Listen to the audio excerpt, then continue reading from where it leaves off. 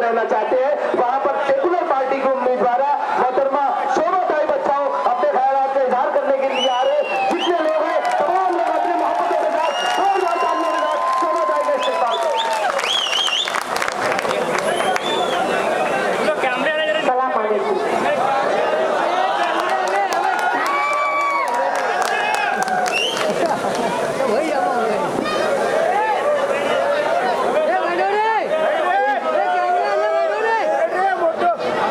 सभा के आयोजक हमारे भांजे माजी आमदार आसिफ भाई शेख, सन्मान्य हमारे ताहिरा भाभी, क्योंकि रशीद भाई ने मुझे बर्न मारा था, यहाँ पे उपस्थित हाजी यूसुफ भाई नेशनल वाले, इकलाक भाई, मंच पे उपस्थित सभी मान्यवर और यहाँ पे उपस्थित सभी मेरे मालेगांव के मतदार बंधु और भगिनी, मैं आपसे मराठी में बात करना चाहती हूँ, चलेगा?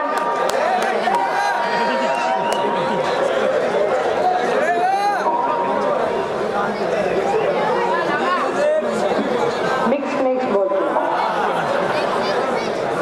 धुलिया मालेगांव लोकसभा की उम्मीदवारी मुझे कांग्रेस पक्ष श्रेष्ठ और महाविकास आघाड़ी इंडिया आघाड़ी की तरफ से मुझे जिम्मेदारी मिली है और ये उम्मीदवारी मैंने आपके भरोसे से मैंने ली है। मुझे पूरी उम्मीद है, मुझे पूरा विश्वास है कि आपकी दुआ और आपका मतदान मुझे जरूर मिलेगा और हम सब बीजेपी को हराने में कामयाब होंगे।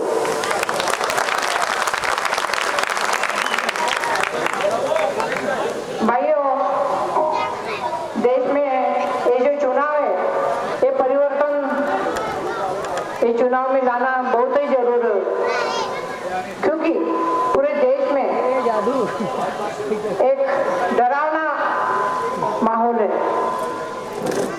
असुरक्षित, किसी को सिक्योर नहीं लगता है। ये दबाव तंत्र और लोकशाही जो है हुकुमशाही की तरफ वाटचाल हो रही है और अभी नहीं तो कभी नहीं ये चुनाव जो है, ये पूरे आगे जितने भी चुनाव है, ये चुनाव के ऊपर ठहरने वाले हैं, क्योंकि 10 साल बीजेपी ने जो वादे किए थे उसमें से एक भी वादा पूरा किया नहीं है। महंगाई बढ़ती जा रही है और जो हमारे युवा है उनको कहीं पे भी नौकरी नहीं है, वो बेरोजगार है।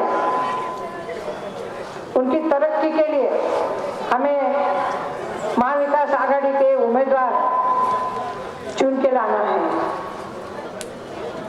गैस सिलेंडर के भाव बढ़ गए हैं, पेट्रोल डीजल के भाव बढ़ रहे हैं और यहाँ पे किसान जो भाई है उनके जो फसल है उनको भी भाव नहीं है। हमारे मालेगांव सिटी में बहुत सारे प्रश्न हैं। 10 साल में किसी ने खासदार निधि नहीं देखा है, किसी ने देखा है?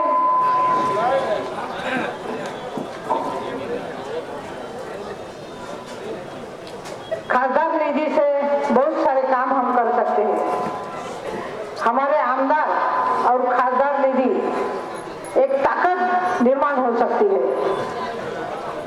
मालेगांव में जो बुनकर भाई है, उनके बहुत सारे प्रश्न हैं।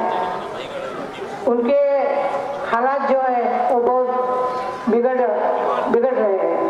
हमें पावरलूम क्लस्टर मालेगांव में जरूर करना है। जो कामगार भाई है उनको पंतप्रधान आवास में योजना से उनको घर हमें दिलाने हैं। और जो हाईवे पे ब्रिज है वहाँ पे सर्विस रोड भी होना बहुत जरूरी है कि बहुत सारे एक्सीडेंट वहाँ पे होते हैं। मैं आपको मराठी में 2 शब्द बोलती हूँ। मैं मालेगावची, मी सून आहे, मालेगावची कन्या आहे।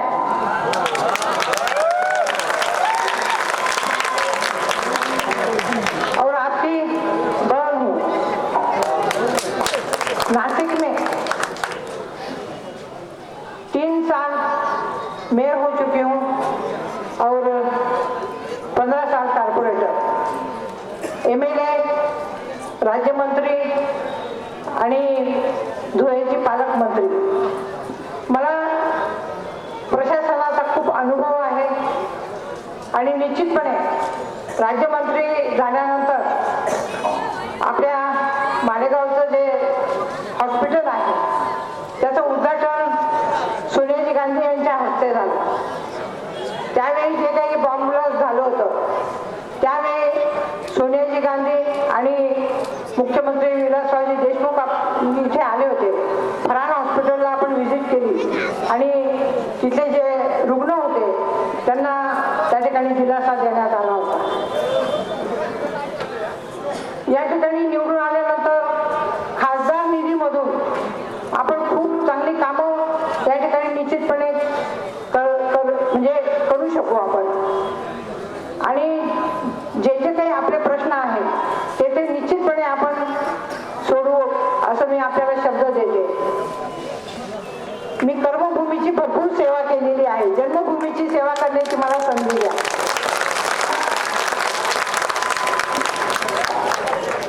महाविकास आघाडी जेव्हा सत्तेत होती त्यावेळी 5% आरक्षण मायनॉरिटीला दिलं होतं। भाजप सरकार आल्यानंतर ते आरक्षण त्यांनी रद्द केले। त्याचप्रमाणे सचल समितीच्या ज्या काही शिफारसी आहेत त्याच्यानुसार आपल्या संपूर्ण कम्युनिटीमध्ये चांगल्या पद्धतीने विकास हा आपण करू शकतो। आपले नेते राहुलजी गांधी भारत जोडो न्याय यात्राच्या निमित्ताने संपूर्ण देशामध्ये फिरले।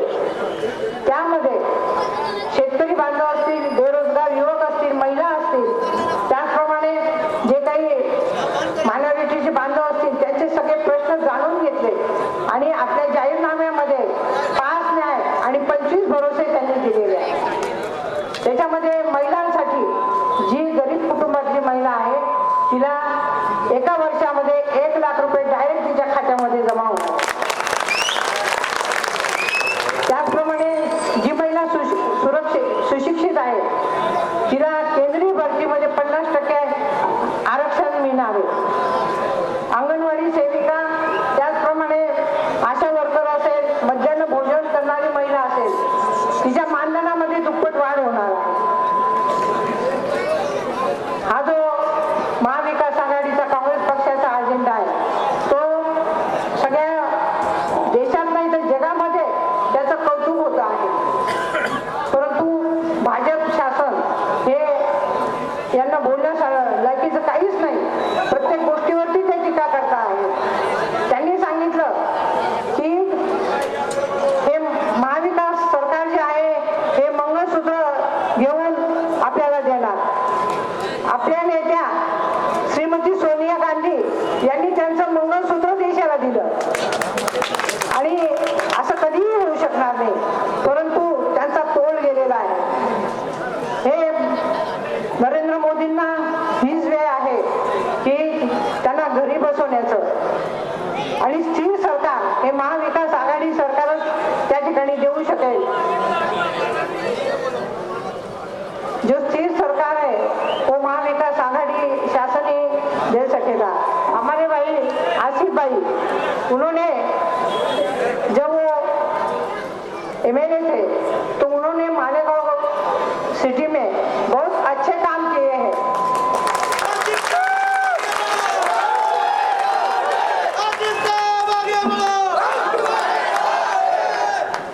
और इतने सारे आप यहाँ पे इकट्ठा हुए तो उनके मार्गदर्शन पे ये सब सभा यहाँ पे आयोजित की है। मैं आपको ज़्यादा मैं बात नहीं कर सकती, लेकिन एक मैं विनती करती हूँ, ये बीजेपी सरकार सीए और एनआरसी कायदा लागू करने वाली है। कांग्रेस पक्ष इसके खिलाफ है और महाविकास आघाड़ी की सत्ता आने के बाद ये कायदा जरूर नष्ट होगी और अपना जो हिजाब मामला है वो उसमें भी मैं ध्यान वहाँ पे रखूंगी, आपको साथ दूंगी। जितने भी आपके प्रश्न है मैं जिस जान से मैं वो छुड़वाऊंगी। मेरे सभी भाइयों और बहनों से मेरी विनती है कि ये चुनाव में 100% वोटिंग होना चाहिए, क्योंकि हम मतदाता है, ये हमको सिद्ध करना है कि हम देश के नागरिक हैं। तो मैं यहाँ पे विनती करती हूँ कि ये चुनाव में 100% आप वोटिंग करना है।